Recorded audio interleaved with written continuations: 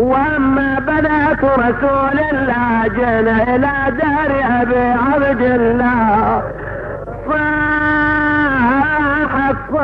الصوت يا فقد الاحباب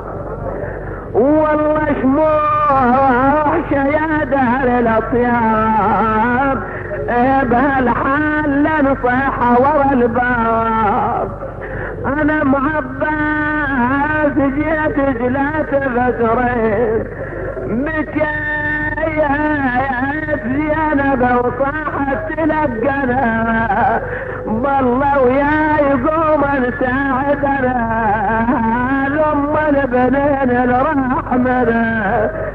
صنادي دربها وبالحرب نفلين مدينة جدنا لا تقبلنا فبالحسرات والأحزان جينا خرجنا من قبل علينا جمعايا رجعنا لا رجال ولا يا بنينا